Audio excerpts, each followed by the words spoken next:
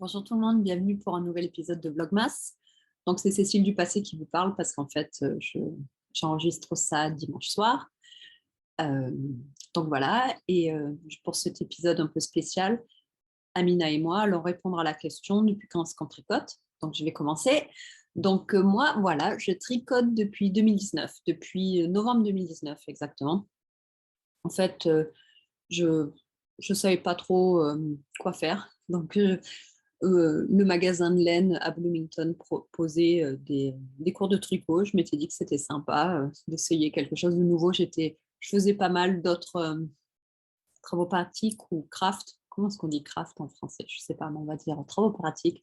Euh, à l'époque, je faisais pas mal de perles. J'aimais bien faire des bougies, des savons, des trucs comme ça.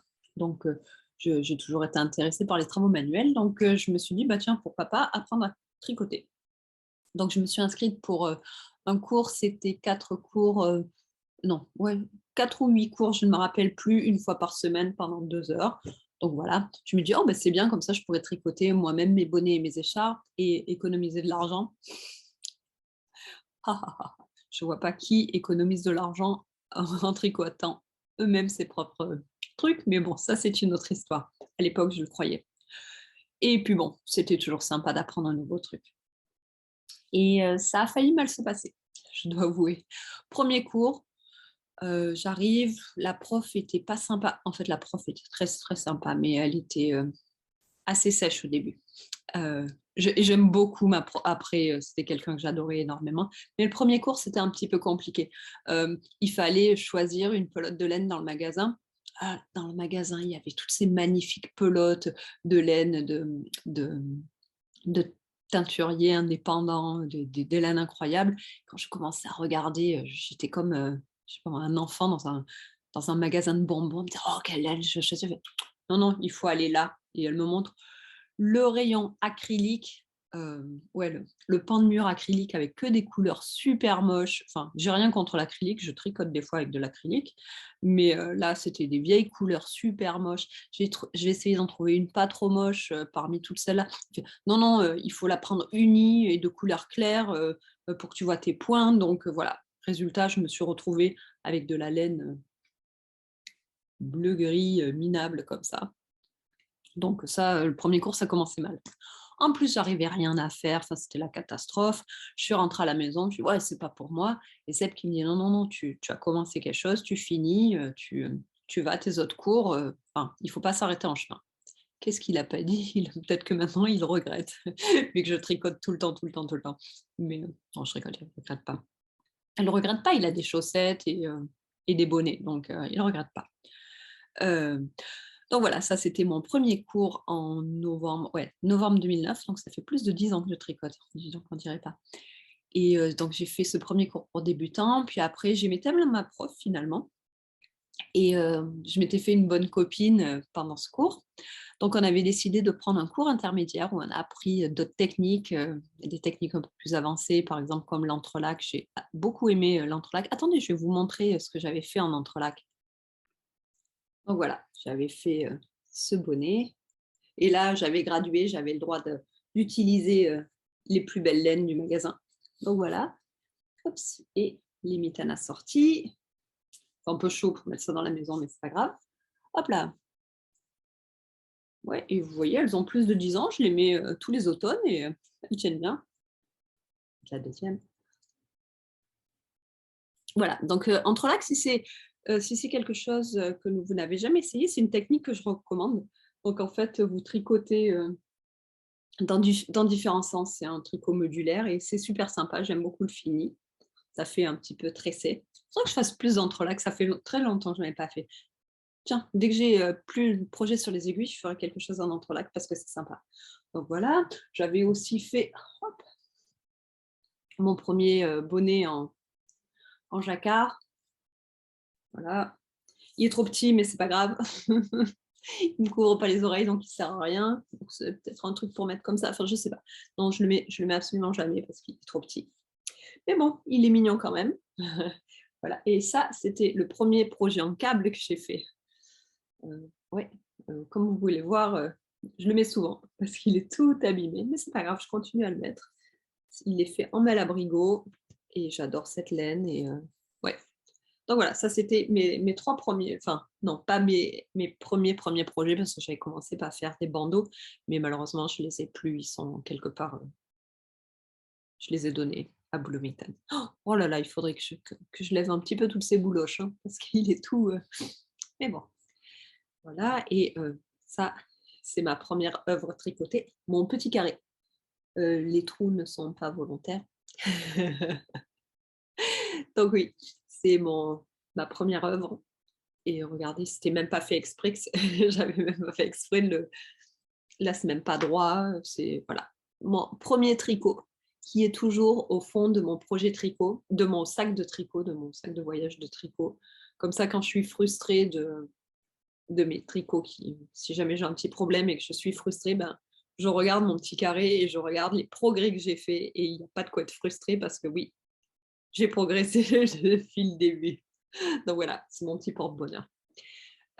Ensuite, j'ai aussi appris à crocheter. Alors, crocheter, j'ai jamais vraiment appris. Ma grand-mère crochetait tout le temps et je la regardais faire et bon, j'ai un peu appris comme ça. J'ai jamais osé lui demander de m'apprendre parce que ma grand-mère était pas quelqu'un de très patient. Je l'aimais beaucoup, mais la patience, c'était vraiment pas sa qualité, sa première qualité. Donc non, j'aurais beaucoup trop eu peur de lui demander de m'apprendre à crocheter. Elle m'aurait, crié dessus, dès que je faisais une bêtise. Bon, j'étais petite, hein, j'avais j'avais 15 ans, j'étais pas petite. Mais voilà. Donc mais quand même, je voyais comment elle faisait. Donc ouais, un jour, j'ai acheté un crochet et j'ai essayé de me rappeler ce que c'était ma grand-mère et j'ai à peu près réussi. Puis bon, j'ai pris des livres à la bibliothèque. Puis bon, après, il y a eu YouTube, donc c'était plus facile. Donc j'ai appris, j'ai appris à crocheter de moi-même un peu au cours des années. Donc je peux même pas dire depuis quand ça fait ou quoi. Mais je me considère toujours comme une crocheteuse débutante. Ouais, je sais pas. À chaque fois qu'il y a un nouveau point, il faut que je regarde, sur un livre ou sur internet, pour savoir, comment le faire. Donc voilà, j'espère que ça a répondu à la question. Je vous remontre encore une fois le magnifique petit carré et je sais que dans un très vieux podcast l'année dernière, je vous avais promis ce carré et je vous l'avais jamais montré parce que j'avais oublié. Donc le voici. Vous voyez? J'ai commencé comme ça et maintenant j'estime que je suis, une tricoteuse, assez forte. Enfin, j'ai peur de rien, je peux tout tricoter et j'ai commencé comme ça. Inutile de vous dire que du groupe, c'était moi qui avais le carré le plus moche, hein.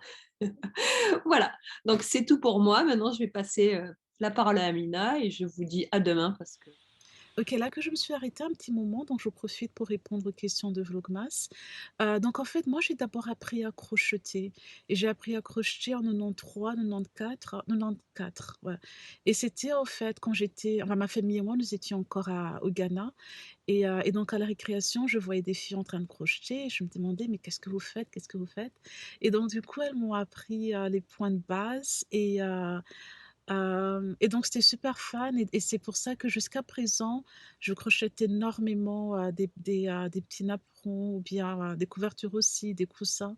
J'adore crocheter des coussins et donc après quand on a déménagé, donc on a beaucoup déménagé ma famille et moi, tous les 5 ans on déménageait, heu, 5 ans à peu près, oui et donc en fait quand on a déménagé, pour aller à Nairobi, c'était en 96-97 que j'ai appris à tricoter et donc à l'école, il y avait des clubs, ce qu'on n'avait pas du tout à Accra et j'étais super timide. Je m'imaginais pas dans le club de danse, encore moins de je ne sais quoi, donc j'étais dans le club de couture.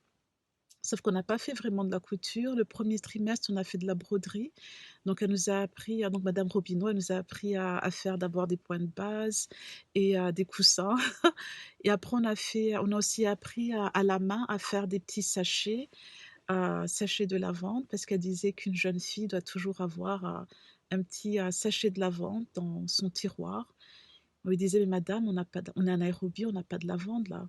Donc quand elle était partie en France pendant les vacances de Noël, elle nous a ramené de la lavande, d'où mon obsession aussi pour la lavande et donc après elle a dit aux filles: «Bon, ben, je peux vous apprendre à soit tricoter ou crocheter». Donc elles ont appris à crocheter et moi j'ai appris à tricoter et donc à l'époque aussi, il était très difficile de trouver de la laine parce qu'à Accra encore, on pouvait en trouver au marché, C'est que de l'acrylique, hein, mais au Kenya, soit je pouvais en trouver au marché ou bien il fallait aller au centre commercial.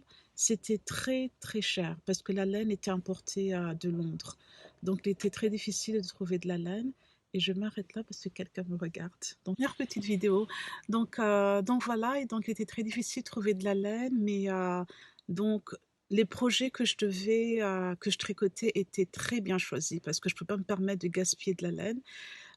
Donc voilà, mais malheureusement, je ne tricote pas pendant l'année scolaire aussi, j'aimerais bien tricoter tous les jours, j'aimerais bien tricoter pendant des heures, mais pendant l'année scolaire, il m'est impossible. Il y a tellement de corrections, des préparations, je peux passer des jours et des jours sans tricoter et puis le week-end on essaye, donc là, c'est surtout, en fait, finalement, pendant les vacances. Ça me fait, un peu mal, mais c'est la réalité et aussi, je prends des cours de piano, donc souvent aussi, je dois choisir entre le tricot et le piano, heu et donc je dois aussi, répéter pour, être prête pour les cours de piano. Mais bon, mais en gros, entre le tricot, voilà, donc ça fait même s enfin, bien que je tricote depuis 97, j'ai quand même pris une pause pendant presque 10 ans, je dirais, hein, parce que pendant 10 ans, donc de 97 à 2003, non, non, 2001, je tricotais énormément et puis après, je ne sais pas, j'ai juste arrêté pendant un moment parce que j'explorais d'autres passe-temps, je faisais autre chose. Mais après en 2011, j'ai repris le tricot, j'ai commencé à jardiner et j'ai commencé des cours de piano. Donc ces dernières 10 années, je tricote beaucoup, je joue au piano aussi et puis, le jardin et donc sont devenus des passe-temps qui me sont très chers et aussi en fait, la grosse différence, c'est que je tricote aussi en communauté. Donc le fait d'avoir participé à des knit night, ça m'a forcée en fait à tricoter autre chose que ma petite zone de confort. Donc j'ai beaucoup appris. Donc voilà, donc j'espère que je réponds aux questions et merci et à très bientôt.